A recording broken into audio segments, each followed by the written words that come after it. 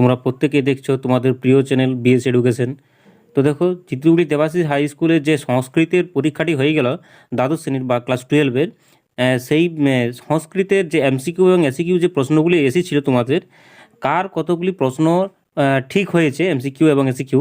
তো তোমরা প্রত্যেকেই সেই অপশানগুলি মিলিয়ে নাও এবং কার কতগুলি ঠিক হয়েছে তোমরা প্রত্যেকেই কমেন্টে জানাও। তো দেখে নাও প্রশ্নগুলি আমি বলছি এক এক করে। দেখো, প্রথমে যে এমসিকিউ প্রশ্নগুলি রয়েছে 1 নম্বর দাগের, সেটি হলো, দেখো, কশ্যপের ভাইয়ের নাম কী ছিল। দেখো, আমি শুধু উত্তরগুলো নিয়ে আলোচনা করব।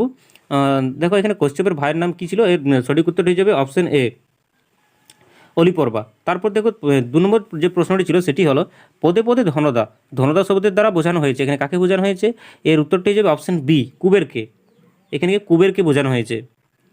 তারপর দেখো, 3 নম্বরের যে প্রশ্নটি রয়েছে সেটি হলো, চৌর্যশাস্ত্রের রচয়িতা কে? 3 নম্বর দাগের যে প্রশ্ন সেটি হলো, চৌর্যশাস্ত্রের রচয়িতা কে? তো এর সঠিক উত্তরটি হয়ে যাবে অপশন ডি, স্কন্দ। স্কন্দ। তারপর দেখো, 4 নম্বর দাগের যে প্রশ্নটি রয়েছে সেটি হলো, আর্যভট্ট বর্ণনামে গঙ্গা ছাড়া আর কোন নদীর নাম পাওয়া যায়? তো দেখো, এর সঠিক উত্তরটি হয়ে যাবে অপশন বি, চন্দ্রভাগা। চন্দ্রভাগা। এটি ছিল তোমাদের গদ্যাংশ। এবার দেখো, পদ্যাংশ থেকে যেগুলি এসেছে সেগুলি হলো, ত্রিলোকে কার কোনো কর্তব্য নেই? তো দেখো, এর উত্তরটি যাবে শ্রীকৃষ্ণের। শ্রীকৃষ্ণের। তারপর দেখো, পরের যেটি রয়েছে সেটি হলো, গঙ্গার পুত্র হলেন, এখানে ভীষ্ম। ভীষ্ম। তারপর দেখো, যে প্রশ্নটি রয়েছে সেটি হলো 7 নম্বর দাগের প্রশ্ন, কোন ধর্মকে ভয়াবহ বলা হয়েছে? তো দেখো, এখানে এর সঠিক উত্তরটি হয়ে যাবে পরধর্ম। পরধর্ম। এরপর দেখো, যে প্রশ্নটি রয়েছে সেটি হলো, গঙ্গস্রোতম এর কয়টি শ্লোক আছে? তো এর সঠিক উত্তরটি যাবে অপশন বি, 11টি শ্লোক। এরপর দেখো, নাট্যাংশ থেকে বা নাটক থেকে যে প্রশ্নগুলি এমসিকিউ প্রশ্নগুলি এসেছে সেগুলি দেখে নাও। দেখো, এখানে এই যে 9 নম্বর দাগের যে প্রশ্ন, এটি সংস্কৃতে লেখা আছে। তো দেখো, এর যে সঠিক উত্তর সেটি হয়ে যাবে অপশন বি, এটি রাজার উক্তি। এটা একটু দেখে নেবে প্রত্যেকে। তারপর দেখো, 10 নম্বরে যেটি রয়েছে, বাসন্তিক শবনম নাট্যাংশে কোন ঋতুর আভাস পাই আমরা? তো এর সঠিক উত্তরটি যাবে অপশন ডি, বসন্ত। বসন্ত ঋতু। এরপর দেখে নাও, পরের যে প্রশ্ন সেটি হলো, রাজার নাম কি?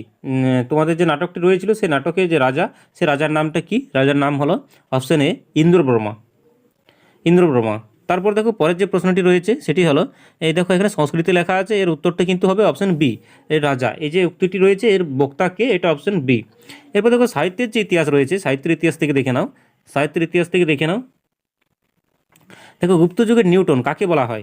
এই গুপ্ত যুগের নিউটন এখানে কাকে বলা হচ্ছে? দেখো, এর উত্তরটি হয়ে যাবে অপশন সি, আর্যভট্টকে।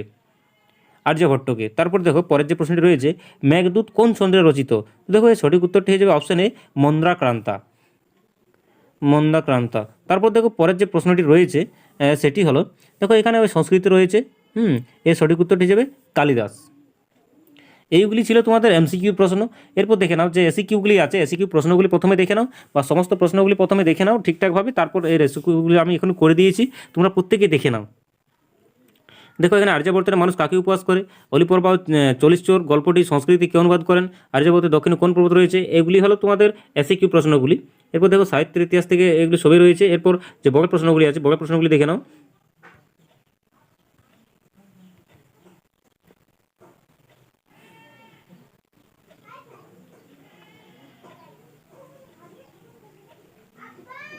দেখে নাও যে বড় প্রশ্নগুলি রয়েছে, আর্যাবর্ত স্বর্গের তুলনায় যেভাবে ত্রিবিক্রম ভট্ট করেছেন তা বর্ণনা করো। তো দেখো, আমি তোমাদের সাজেশন এর আগে বানিয়ে দিয়েছিলাম, সেখানে কিন্তু এগুলি সমস্তগুলি ছিল। অতএব তোমরা প্রত্যেকেই যারা আগের থেকে দেখে রেখেছো বা করে রেখেছো তাদের কিন্তু পরীক্ষা অনেকটাই ভালো হয়েছে। দেখে নাও, এখানে সমস্ত যে বড় প্রশ্নগুলি রয়েছে এগুলি তোমাদের আগের থেকে দেওয়া রয়েছিল। এরপর দেখে নাও যে এসিকিউ যে প্রশ্নগুলি ছিল তার উত্তরগুলি তোমরা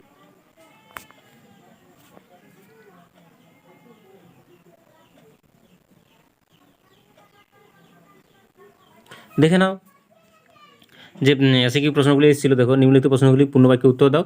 গদ্যাংশে যে কোনো 3টি, এখান থেকে দেখো গদ্যাংশ থেকে যেগুলি রয়েছে, আর্যাবর্তের মানুষ কাকে উপবাস করে? দেখো, এর উত্তরটি যাবে আর্যাবর্তের মানুষ স্বর্গে দেব দেব দেব বা দেবতাদের উপবাস করে, বা কুলশ্রেষ্ঠদেরও কিন্তু উপহাস করে থাকে।